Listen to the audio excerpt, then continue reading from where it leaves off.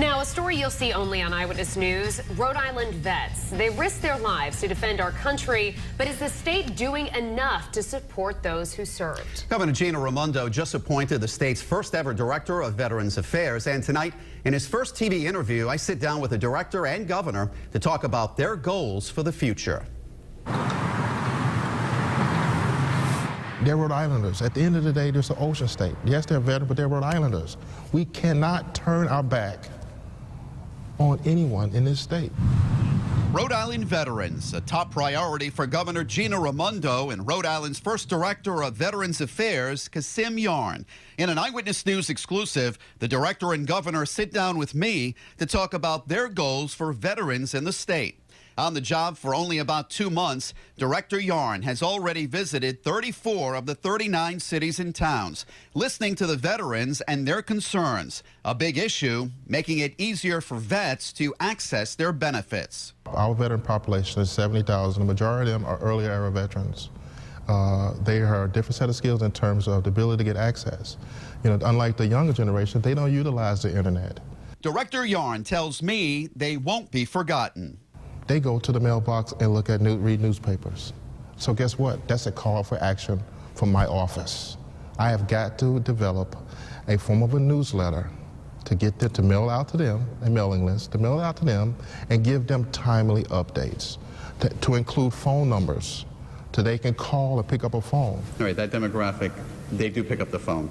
Yes. I mean, they're going to get that letter in the mail. They're going to call right away. Absolutely. And the frustration, Director, and I've seen in the stories that we've done, is they call and just the phone rings. They're on hold for an hour, and they don't get anywhere. So how do you fix that problem? Well, first of all, being engaged as a director to find out what those issues are. Why is no one picking up the phone? The second thing, having a headquarters. 560 Jefferson Boulevard is our new headquarters for our veterans. So at the end of the day, they can come in, sit down with me and my staff, and address those issues.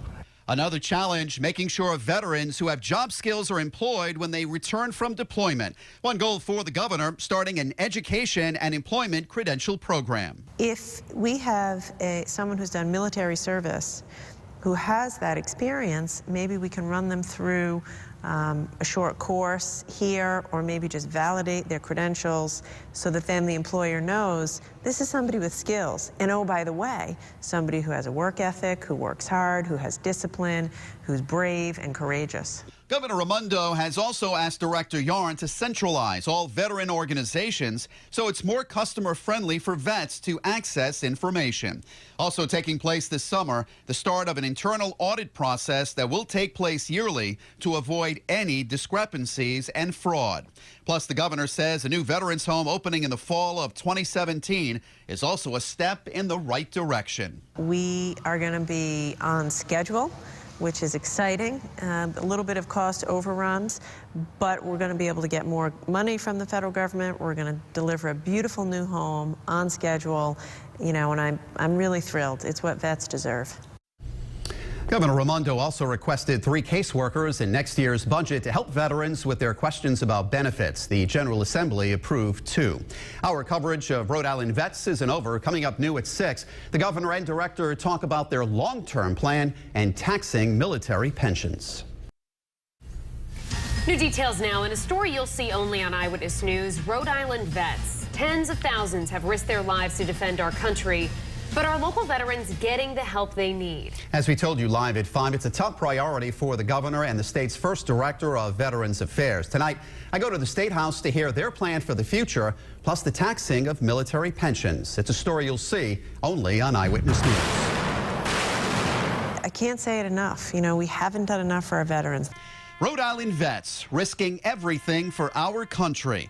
This spring, Governor Gina Raimondo appointed Kasim as Rhode Island's first director of Veterans Affairs. In an Eyewitness News exclusive, I sit down with both the director and governor to hear their plan on taking care of all veterans from every era. There isn't a strategic plan. The website isn't where it needs to be.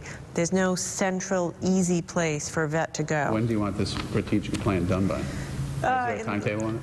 You know, in the next few months. We're working on it right now. Everything's near simultaneous. The strategic plan, short-term, long-term process. We got to get it right. This state has waited too long to address some of these issues. Accessing records has been a challenge. A fire in 1973 at the National Personnel Records Office in St. Louis destroyed more than 16 million military files. No duplicate copies of these records were ever maintained. Everything's online, so I'm working with my staff to develop programs. I will have the capability to sit at a desk and have them enter the information and print out that information. That way a veteran doesn't have to wait. A hot-button issue this legislative session for vets, taxing military pensions. While Massachusetts is 100% tax-free, Rhode Island isn't. You know, they have a more vibrant economy, they are in a better fiscal situation, they're able to do things like that.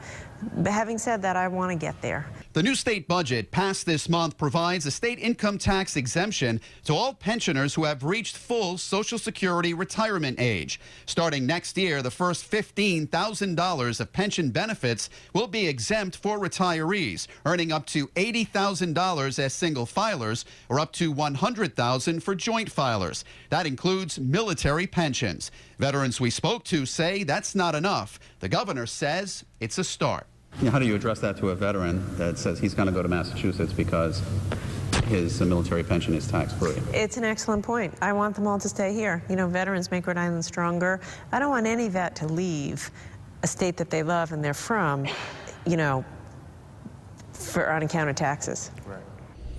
Now, the governor and director both tell me other top priorities: eliminating the homeless veterans population and working to get those suffering from PTSD the help they need.